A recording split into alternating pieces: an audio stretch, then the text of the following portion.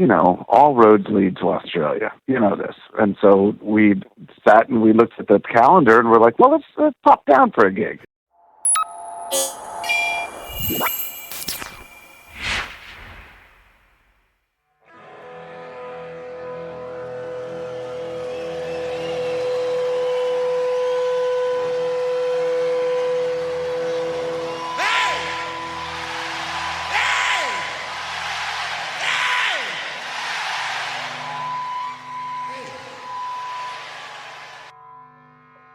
Welcome back to Foos Files, the podcast for fans of the Foo Fighters.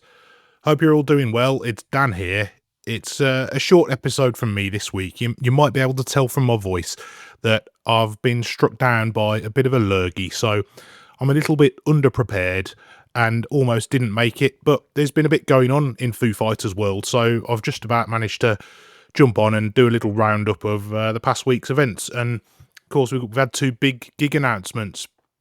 The real revelation is that they're heading down under to Tasmania, Australia, for what they're saying is one night only. They're going to be playing the UTAS Stadium in Launceston, Tasmania on the 24th of January. So, yeah, big deal really to go all that way for a one-off gig. They've done it before, but it's exciting for the people over there. Fun fact, the stadium used to be called the Aurora Stadium, for those of you who like your tenuous links. And aside from the gig itself, almost as exciting as that is Dave's done an interview with Australian radio to talk about it.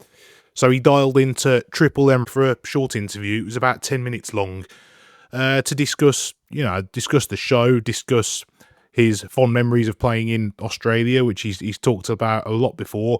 It's always nice to hear, but yeah, it's just nice to hear him back on the airwaves in general. I mean, I consume a hell of a lot of media, and do you know what? It's just infinitely better when Dave talks. When Dave talks, we listen. He's just such a joy to listen to talk about music, to talk about the Foo Fighters, to talk about playing shows, talk about the countries he loves visiting. So, yeah, great to hear. Everyone's been speculating, saying, yeah, surely it's not really going to be for one night only, is it? But he did actually say they're going to fly in and fly out in 48 hours, so that's confirmation that it doesn't seem like they're messing with us this time. So, yeah, let's drop a little bit of that interview in. Anyway, it's Dave Grohl chatting to Dangerous Dave on Triple M Radio in Tasmania, Australia. We are so excited. This is such big news for us to wake up this morning that you're coming to take over Tasmania, no less, Dave. I know, we have a very special relationship with Tasmania, as we do with all of Australia. But, yeah, man, we just, we have these little meetings sometimes where the band sits around at the studio with all of our team and we think of fun stuff to do. And, all roads lead to Australia. You know this. And so we sat and we looked at the calendar and we're like, well, let's pop down for a gig. That's so cool. Let's do a gig. Let's blast it out and let's have a good night. And then, we always come back for more, for sure. I don't mind repeating myself, but it is just so good to hear him back doing interviews, talking about the stuff that he loves. And I know Dave kind of says this everywhere he goes, that, yeah, we love this country. We've got such a great relationship with this place. He says it about the UK a lot. He obviously says it about Australia a lot. But on the Australia front, since I've been doing this podcast, I've learned a hell of a lot about the Foo Fighters and their history with Australia, from talking to the likes of Kiri and Kim and Debbie, who've been on the podcast several times. And it really is. There's some wonderful memories, Geelong and Goat Island and stuff like that.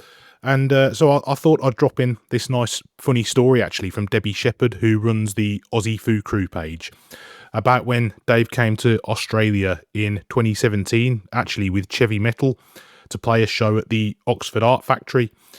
And it's a nice little story because Debbie basically heard about it at the last minute, was at work, dropped everything and went, yep, I need to get myself to Sydney. Dave Grohl's in town. I got an email in the morning to say Chevy Metal are going to be playing in the Sydney at this location. I got the email at, I think it was about 4 o'clock in the morning, and then I had to be at work at 4:06. And I went into work, and I was actually at work And I was sat there and I was like, I really don't want to be here. Well, I do, because I did enjoy my job, but I was like, I'd rather much be somewhere else. So then I phoned up my co-worker and I said, look, I've got to go. And he said, okay, that's okay.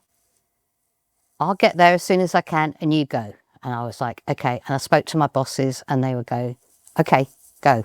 Just go. If you need to go, you need to go. So I actually left work, went home, got changed and went to Sydney. And I was inches away from Dave, and I actually got some of his sweat on me. I didn't tell them why I had to go, which I guess is a little bit shady, but they presumed it was a family emergency. Not that I was going to go off to Sydney to see my hero Dave Grohl perform. My co-worker knew of my fascination for the Foo Fighters, and he actually sent me a photo the morning after the gig. He said, "Is this why you went home yesterday?" And I went, might have been. And I'm too honest for my own good. I can't lie. So when the bosses asked me, is everything okay? I fessed up because I hadn't lied.